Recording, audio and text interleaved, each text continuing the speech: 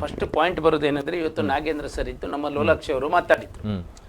ನಾಗೇಂದ್ರ ಅವರು on account ಅಲ್ಲೇ ಈಗ ಬ್ಲ್ಯಾಕ್ ಅಲ್ಲಿ ಇದನ್ನ ಯಾರು ಹಿಡಿಲಿಕ್ಕೆ ಇದನ್ನೆಲ್ಲ ಆನ್ ಅಕೌಂಟ್ ಅಲ್ಲೇ ಆದದ್ದು 187 ಕೋಟಿಯಲ್ಲಿ ಸಿದ್ದರಾಮಯ್ಯನವರು ಅಸೆಂಬ್ಲಿಯಲ್ಲೇ ಹೇಳಿದ್ರು 187 ಅಲ್ಲ ಮಾರ 89 ಕೋಟಿ ಅಂತ ಅಲ್ಲಲ್ಲ ಅವರೇ ಹೇಳಿದ್ದು 89 ಕೋಟಿ ಟ್ರಾನ್ಸ್ಫರ್ ಆದದ್ದು ಅಂತ ಹೇಳಿದ್ರು.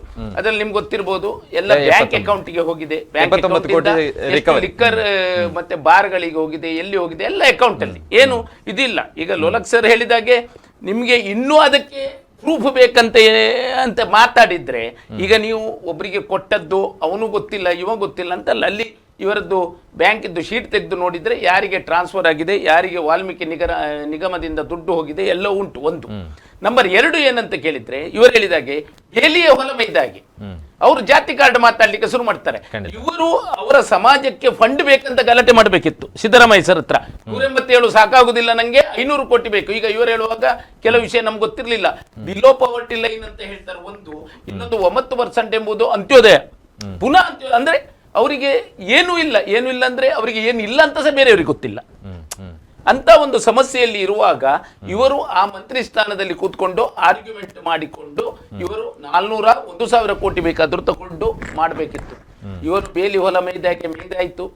ಇಲೆಕ್ಷನ್ ಬಂದದ್ದು ತುಕಾರಾಮರದ್ದು ಏನು ಅದು ಇಡಿ ಇವರು ಹೇಳಿದಾಗೆ SIT ಕ್ಲೀನ್ ಚೀಟ್ ಕೊಟ್ಟಿದ್ದಂತ ಕೇಳಿದ್ರೆ SIT ಯಾರಂತ ಕ್ಲೀನ್ ಚೀಟ್ ಕೊಟ್ರೆ ಅಕೌಂಟಿಗೆ ಹೋದದ್ದನ್ನು ಸಹ SIT ನೋಡದಿದ್ರೆ ಬೇರೆ ಬೇಡಪ್ಪ, ಅಕೌಂಟಿಗೆ ಹೋದ ದುಡ್ಡು ಸಹ ನೋಡದಿದ್ರೆ ಅವರು ಕ್ಲೀನ್ ಚಿಟ್ ಅಂತ ಇವರು ಹೇಳ್ಬೋದು, ಏನ್ ಹೇಳ್ಬೋದು.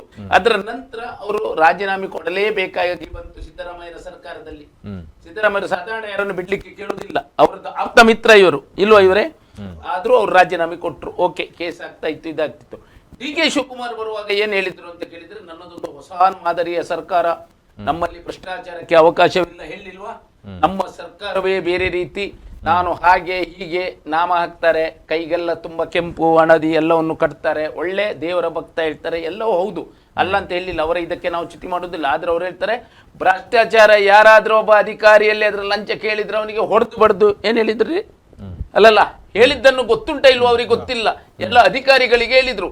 ಇಲ್ಲಿ ಬದಿಯಲ್ಲಿದ್ದವರಿಗೆ ನಾಗೇಂದ್ರ ಅವರಿಗೆ ಪುನಃ ಅಲ್ಲಿ ಪ್ರಮಾಣ ವಚನ ಸ್ವೀಕಾರ ಮಾಡಿದ್ರು. ಪ್ರಮಾಣ ವಚನ ಯಾವ ರೀತಿ ಸ್ವೀಕಾರ ಮಾಡಿದ್ರು ಪುನಃ ಹಾಕಿದ್ರೆ ನೋಡಿ, ನಾನು ದೇವರ ಹೆಸರಿನಲ್ಲಿ ಪ್ರಮಾಣ ಮಾಡ್ತೇನೆ, ಏನ್ ಸರ್, ನಾನು ಯಾವುದೇ ಒಂದು ಅಸಂಧಾನಿಕ ಇದು ಮಾಡುವುದಿಲ್ಲ. ಯಾವಾಗ ಇದೆಲ್ಲ ಆದ ಮೇಲೆ ಪುನಃ ಒಂದು ಪ್ರಮಾಣ ವಚನ ಅವರದ್ದು. ಇದನ್ನೆಲ್ಲ ನಮ್ಮ ಕೇಳಿದ್ರು, ರಾಜ್ಯಪಾಲರು ಬೋಧಿಸುವಾಗ ಇದನ್ನೆಲ್ಲ ಹೇಳಿದ್ರು.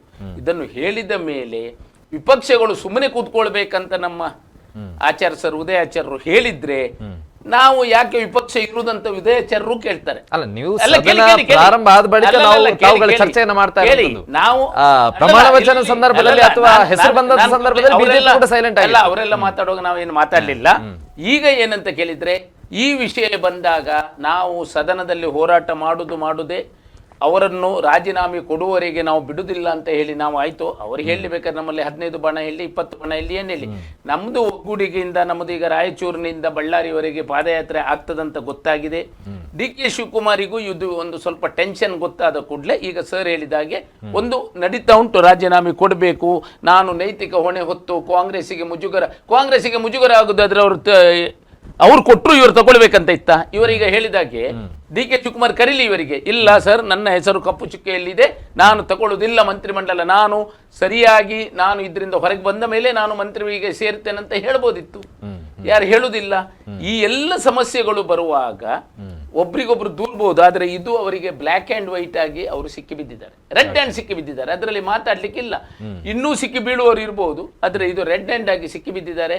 DK ಶಿವಕುಮಾರ್ ಇದಕ್ಕೆ ವ್ಯವಸ್ಥೆ ಮಾಡಲೇಬೇಕು. ಮಾಡದಿದ್ರೆ ಕರ್ನಾಟಕದ ಜನ ಇದಕ್ಕೆ 100ಕ್ಕೆ 100 ಉತ್ತರ ಕೊಡ್ತಾರೆ.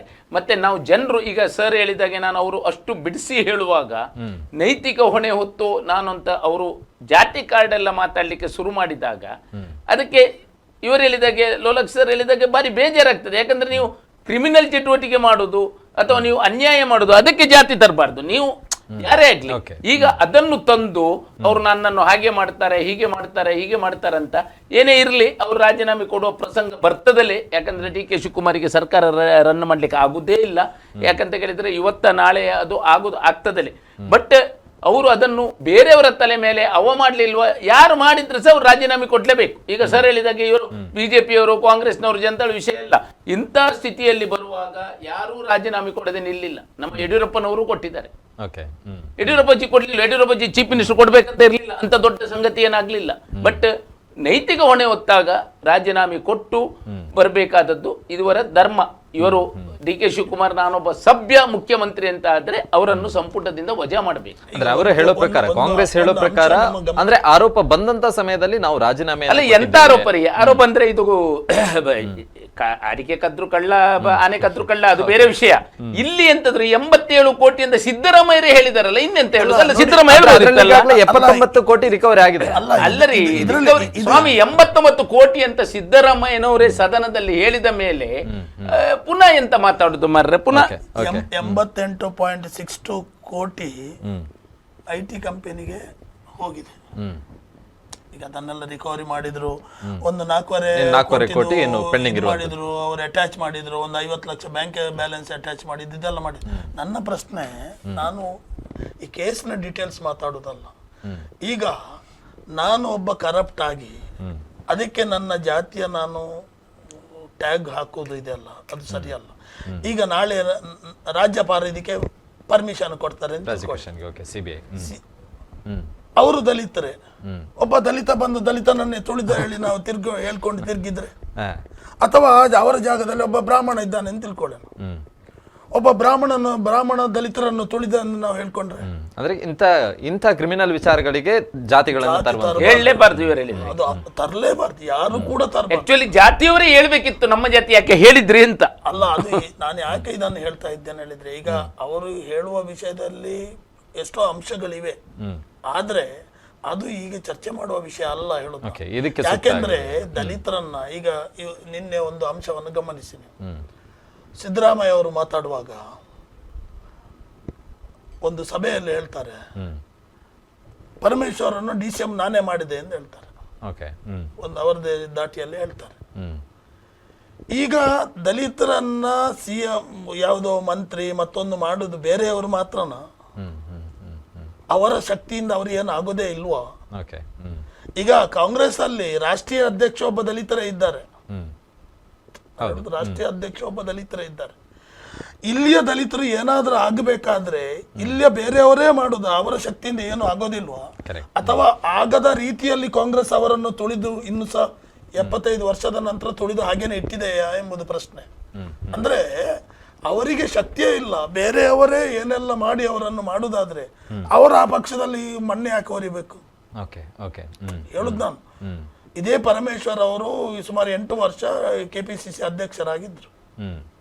ಮಲ್ಲಿಕಾರ್ಜುನ ಖರ್ಗೆ ಅವರು ತಮ್ಗೆ ನೆನಪಿರಬಹುದು, ಅವರು ಗುರುಮಿಟ್ಕಲ್ಲಿಂದ ಚುನಾಯಿತರಾಗ್ತಾ ಇದ್ರು MLA ಆಗಿರುವಾಗ. ಅಷ್ಟು ಸಲ ರಿಸರ್ವ್ ಕಾನ್ಸ್ಟಿಟ್ಯೂಯನ್ಸಿಯಿಂದ ಚುನಾಯಿತರಾಗ್ತಾ ಇದ್ರು. ರಿಸರ್ವ್ ಕಾನ್ಸ್ಟಿಟ್ಯೂಯನ್ಸಿ ಡಿಲಿಮಿಟೇಷನ್ ನಲ್ಲಿ ಚಿತ್ತಾಪುರಕ್ಕೆ ಹೋದಾಗ ಅವರು KPCC ಅಧ್ಯಕ್ಷರು ಮಲ್ಲಿಕಾರ್ಜುನ ಖರ್ಗೆ ಅವರು, ಅವರನ್ನು ರಿಸರ್ವ್ ಕಾನ್ಸ್ಟಿಟ್ಯೂಯನ್ಸಿಗೆ ಶಿಫ್ಟ್ ಮಾಡಿದ್ರೆ ಹೊರತು KPCC ಅಂದ್ರೆ ಕಾಂಗ್ರೆಸ್ ಪಕ್ಷ ಅವ್ರ ಜನರಲ್ ಸೀಟಲ್ಲಿ ಅಷ್ಟು ವರ್ಷ ವಿನ್ ಆಗಿದ್ದಾನೆ, ಅವ್ನು ಜನರಲ್ ಸೀಟಲ್ಲಿ ವಿನ್ ಆಗ್ಲಿ ಹೇಳಿ ಬಯಸಲಿಲ್ಲ. ಅಂದ್ರೆ ನಾನು ಹೇಳೋದು, ಈ ಪಕ್ಷಗಳ ಮನೋಸ್ಥಿತಿ ಯಾವ ರೀತಿ ಇದೆ ಹೇಳಿದ್ರೆ ಇದು ಎಲ್ಲಿಗೆ ಬರ್ತದೆ ಅಂದ್ರೆ, ನಾನು ಯಾಕೆ ಹೇಳ್ತಾ ಇದ್ದೇನೆ, ರಾಜಕೀಯದಲ್ಲೂ ಕೂಡ ಅತ್ಯಂತ ಏನು ನಾವು ಖಂಡನೆ ಮಾಡುವಂತ ಜಾತಿ ಮನಸ್ಥಿತಿ ಇದೆ. ಆದರೂ ಕೂಡ ಒಬ್ಬ ಅಕ್ರಮ ಮಾಡಿದ ಒಬ್ಬ ದಲಿತ, SC ST ಇರ್ಬೋದು, OBC ಇರ್ಬೋದು, ಯಾರೇ ಇರ್ಬೋದು, ಅದಕ್ಕಾಗಿ ಹೀಗಾಯ್ತು ಹೇಳಿ ನಾಳೆ ಒಬ್ಬ ಕುರುಬ ಹೇಳ್ಬೋದು ಅಥವಾ ನಾಳೆ ಒಬ್ಬ ಬ್ರಾಹ್ಮಣ ಹೇಳ್ಬೋದು, ಅದೆಲ್ಲ ತಪ್ಪು ಹೇಳುದು. ನಾವು ಜಾತಿಯನ್ನ ಬಳಸೋದು ತಪ್ಪು. ಉದಯ್ ಸರ್, ಅಂದ್ರೆ ಈ ಮೊದಲ ಹಂತದಲ್ಲಿ ಅಂದ್ರೆ ಒಂದು ಬಾರಿ ರಾಜೀನಾಮೆ ನೀಡಲಾಗಿತ್ತು, ಹೊಸ ಸಂಪುಟ ರಚನೆ ಆಗುವಂತಹ ವೇಳೆಯಲ್ಲಿ ಇವರಿಗೆ ಅವಕಾಶವನ್ನ ನೀಡದೇ ಇರ್ತಿದ್ರೆ ಇಂತಹ ಸಮಸ್ಯೆಗಳೇ ಆಗ್ತಾ ಇರಲಿಲ್ಲ. ಇವರಿಗೆ ಮತ್ತೆ ಮರಳಿ ಅವಕಾಶವನ್ನ ನೀಡಿದ್ದೇ ಒಂದು ದೊಡ್ಡ ತಪ್ಪು ಅಂತ ಆಯ್ತಾ ಅಂತ ಹೇಳಿ ಈಗ ನುಂಗಲಾರದ ಒಂದು ತುತ್ತಾಗಿ ಹೇಳಿದಾಗೆ ಸಿದ್ದರಾಮಯ್ಯರು ಒಪ್ಕೊಂಡ್ರು. ಅದು 184 ಕೋಟಿ ಅಲ್ಲ, 82 ಕೋಟಿ ಸಮಥಿಂಗ್ ಎಷ್ಟು ಹೇಳಿದ್ರು. 89 ಅದರದ್ದು ರಿಕವರಿ ಕೂಡ ಆಯ್ತು. ಎಲ್ಲ ಕ್ಲಿಯರ್ ಆಯ್ತು ಒಂದಿಗೆ ಮ್ಯಾಟ್ರ್. ಸೊ ಇನ್ನು ಏನು ಉಳಿದಿದೆ? ಅವರು ಸರಿ, ಅವರು ತಪ್ಪು ಮಾಡಿದ್ದಾರೆ. ಒಬ್ಬ 10,000 ಪಿಕ್ ಪಾಕೆಟ್ ಮಾಡ್ದ, ಅವನು 8,000 ಸಿಕ್ತು ಅಂತ ಬಂಗಾರ ಹೇಳಿ ಕದ್ದ ಇಲ್ಲ ಅಂದ್ರೆ 2,000 ಪೆಂಡಿಂಗ್ ಇದೆ, ಪರವಾಗಿಲ್ಲ ಹೋಗಪ್ಪ. ಪೆಂಡಿಂಗ್ ಅಲ್ಲ, ಅದನ್ನು ಕೂಡ ವಸೂಲಿ ಮಾಡ್ತಾರೆ. ಓಕೆ, ಈಗ 17 ಕೋಟಿ ಫೀಸ್ ಆಗಿದೆ, 4.5 ಕೋಟಿ ಇನ್ನು ಪೆಂಡಿಂಗ್ ಯಾಕಂತ ಹೇಳಿದ್ರೆ ಇಷ್ಟರವರೆಗೆ ಇದು ನಡೆದಿಲ್ಲ, ಯಾವುದೇ ಒಂದು ಹಗರಣ ನಡೆದಿದ್ದು ಅಲ್ಲ. ನಾನು ಆಗಿಲ್ಲ ಅಂತ ನಾನು ಫಸ್ಟ್ ಹೇಳಿದ್ದೇನೆ, ನಾನು ಆಗಿಲ್ಲ ಅಂತ ಹೇಳಿ ನಾನು ಹೇಳಿಲ್ಲ, ನಾನು ಒಪ್ಕೊಳ್ತೀನಿ ಕೆಲವು ತಪ್ಪುಗಳು ನಡೆದಿವೆ, ಆಗಿವೆ. ಓಕೆ, ಆಗಿದೆ ಒಂದು. ಮತ್ತೆ ಇನ್ನೊಂದು ಅಂತೇಳಿ SIT ಆಯಿತು, ಅದು ಮತ್ತೆ ಬೇರೆ ಏನೋ ಆಯಿತು. ನೋಡಿ, ವೈಯಕ್ತಿಕವಾಗಿ ಒಬ್ಬ ವ್ಯಕ್ತಿಯನ್ನು ನೋಡುವಾಗ ಬಹಳ ವರ್ಚಸ್ಸಿರುವಂತಹ ವ್ಯಕ್ತಿ, ನಾವು ಅವರ ಬಗ್ಗೆ ಯಾವುದೇ ರೀತಿಯಾದಂತಹ ಒಂದು ದೋಷಾರೋಪಗಳನ್ನು ಮಾಡುವ ಮುಂಚೆ ನೋಡಿ, ಬಹುಶಃ ನಿಮಗೆ ಗೊತ್ತಿದ್ದಿರ್ಬೋದು, ಈ ಬೋಫೋರ್ಸ್ ಹಗರಣ ನಡೆದಿದೆ, ಸರ್ ಕೂಡ ಸೀನಿಯರ್ ಇದ್ದಾರೆ. ಬೋಫೋರ್ಸ್ ಹಗರಣ ನಡೆದಿದ್ದಾಗ ಅದರಿಂದಾಗಿ ರಾಜೀವ್ ಗಾಂಧಿ ಅವರು ಅಧಿಕಾರ ಕಳ್ಕೊಂಡ್ರು ಆ ಒಂದು ಹಗರಣದಿಂದಾಗಿ. ಆಮೇಲೆ 2005ರಲ್ಲಿ ಜಡ್ಜ್ಮೆಂಟ್ ಬಂತು, ಅದಕ್ಕಿಂತ ಮುಂಚೆನೆ ಬಂದಿತ್ತು, ಪುನಃ 2000 ಪುನಃ ಅದು ಅಪ್ಲಿಫ್ಟ್ ಆಯಿತು, ಹಗರಣವೇ ನಡೆದಿಲ್ಲ ಅಂತ ಹೇಳಿ. ಅದಾದ್ಮೇಲೆ BJP ಅವರು ಬಂದರು, ಅದನ್ನು 2016ರಲ್ಲಿ ಪುನಃ ರಿಓಪನ್ ಮಾಡಿದ್ರು. ಆವಾಗಲೂ ಕೂಡ ಅದು ನಿಲ್ ಅಂಡ್ ನಲ್ಲಿಫೈಡ್ ಆಯಿತು. ಸೊ ಹಾಗಿರುವಾಗ ಬಟ್ ಮಾಡುವಂತಹ ಡ್ಯಾಮೇಜ್ ಏನಿದೆ ನೋಡಿ, ಅದು ಆಲ್ರೆಡಿ ಆಗಿ ಹೋಗಿದೆ ಅದರದ್ದು. ಸೊ ಇಲ್ಲಿ ಇರುವಂತ ಪ್ರಶ್ನೆ ಏನಂತ ಹೇಳಿದ್ರೆ ಹಗರಣವ ಅಲ್ಲ, ಇಲ್ಲಿ ಇರುವಂತ ಪ್ರಶ್ನೆ ಸರ್ ಹೇಳಿದಾಗೆ ನೈತಿಕತೆಯದು, ಮುಖ್ಯವಾಗಿರುವಂತಹ ನೈತಿಕತೆಯದು. ಸೊ ಇಲ್ಲಿ ಒಂದು ವಿಷಯ ನೋಟ್ ಮಾಡ್ಬೇಕಂತ ಹೇಳಿದ್ರೆ, ಮುಂಚಿನಿಗೆ ಹಲವಾರು ರಾಜಕಾರಣಿಗಳ ಒಂದು ಪಟ್ಟಿ ಕೊಟ್ಟರು, ಸೀನಿಯರ್ ರಾಜಕಾರಣಿಗಳು ಕೆಲವರು ಇದ್ದಾರೆ, ಕೆಲವರು ನಮ್ಮನ್ನು ಬಿಟ್ಟು ಹೋಗಿದ್ದಾರೆ. ಅವರಲ್ಲಿ ಇರುವಂತಹ ನೈತಿಕತೆ ನಮ್ಮಲ್ಲಿ ಯಾಕೆ ಇಲ್ಲ ಅಂತ ಹೇಳುವಂಥದ್ದು ಬಹುಶಃ ಇವರ ಒಂದು ಅಭಿಪ್ರಾಯ, ಇಲ್ಲಿ ಇರುವಂಥದ್ದು ಒಂದು ಅಭಿಪ್ರಾಯ ಇರುವಂಥದ್ದು. ಅದನ್ನು ನಾವು ಈಗ ಏನ್ ಮಾಡ್ಬೇಕಂತ ಹೇಳಿದ್ರೆ, ಪಕ್ಷಾತೀತವಾಗಿ ನಮಗೂ ಅದರಲ್ಲಿ ಪಾಲಿದೆ, ಎಲ್ಲ ಪಕ್ಷದವರಿಗೂ ಅದರಲ್ಲಿ ಪಾಲಿದೆ. ಸೊ ಬಹುಶಃ ನಾವಿಲ್ಲಿ ನೋಡಬೇಕಾದದ್ದು ಏನಂತ ಹೇಳಿದ್ರೆ ನೈತಿಕತೆ ಮೊದಲನೇ. ಮತ್ತೆ ಯಡಿಯೂರಪ್ಪರ ವಿಚಾರವಾಗಿ ಕೆಲವೊಂದೊಂದು ಹೇಳಿದ್ರೆ, ಅವರು ಕೂಡ ರಾಜೀನಾಮೆ ಕೊಟ್ಟಿರುವಂಥದ್ದು ಅವರ ಇಂಟರ್ನಲ್ ಪಾಲಿಟಿಕ್ಸ್ನಿಂದಾಗಿ. ಅವರ ಮೇಲೆ ಕೇಂದ್ರದಲ್ಲಿ ಬೇಕು ಕೇಸ್ ಉಂಟಂತೆ ಆರೋಪ ಮಾಡಿದ್ದಕ್ಕೆ ತೆಗೆದದ್ದು, ಅದೇ ಹೇಳಿರುವಂಥದ್ದು. ಸೊ ಅದೊಂದು ಅವಾಗೊಂದು ನೆಪ ಬೇಕಿತ್ತು, ಬಹುಶಃ ಅದು ಎಲ್ರಿಗೂ ಗೊತ್ತಿದೆ, ಅದು ಯಾಕೆ ತೆಗೆದ್ರು ಏನು ಕತೆ ಅಂತ ಹೇಳಿ, ಅವರು ಯಾವ ರೀತಿಯಾಗಿ ಕೆಳಗೆ ಇಳಿದು ಹೋದ್ರು.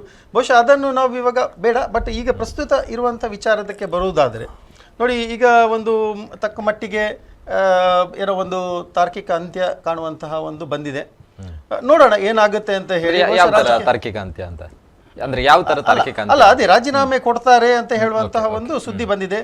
ಈ ವಿಚಾರವಾಗಿ DK ಸಾಹೇಬರು ಇನ್ನೊಮ್ಮೆ ಹೈಕಮಾಂಡ್ ಜೊತೆ ಡಿಸ್ಕಷನ್ ಮಾಡಿ, ಅಂದ್ರೆ ಇಲ್ಲಿ ತನಕ ಸದನದಲ್ಲಿ ಸಮರ್ಥನೆಯನ್ನ ಮಾಡಿಕೊಂಡಿದ್ದಂತ ಕಾಂಗ್ರೆಸ್ ಈಗ ಒಮ್ಮಿಂದೊಮ್ಮೆಲೆ ಯಾಕೆ ನಮಗೆ ಮುಜುಗರ ಅನ್ನುವಂತ ಕಾರಣಕ್ಕೋಸ್ಕರ ಈ ನಿರ್ಧಾರ? ಇಲ್ಲ, ಇದು ಮುಜುಗರದ ಪ್ರಶ್ನೆ ಅಲ್ಲ. ಇದು ಏನಂತ ಹೇಳಿದ್ರೆ ನೋಡಿ, ಇದರಿಂದಾಗಿ ಇನ್ನಷ್ಟು ಏನು ಹೇಳ್ತಾರೆ, ಇನ್ನೂ ದೊಡ್ಡ ಮಟ್ಟಿಗೆ ಇದೇನು ಜನರಿಗೆ ಹೆಚ್ಚು ತೊಂದರೆ ಆಗೋದು ಬೇಡ. ಯಾಕಂತ ಹೇಳಿದ್ರೆ ನಾವೀಗ ಆಲ್ರೆಡಿ ಒಂದು ನೀಟ್ ಎಕ್ಸಾಮ್ನ ಸಮಯದಲ್ಲಿ ನಾವು ನೋಡಿದ್ದೇವೆ, ಬಹಳಷ್ಟು ತೊಂದರೆ ಆಯಿತು.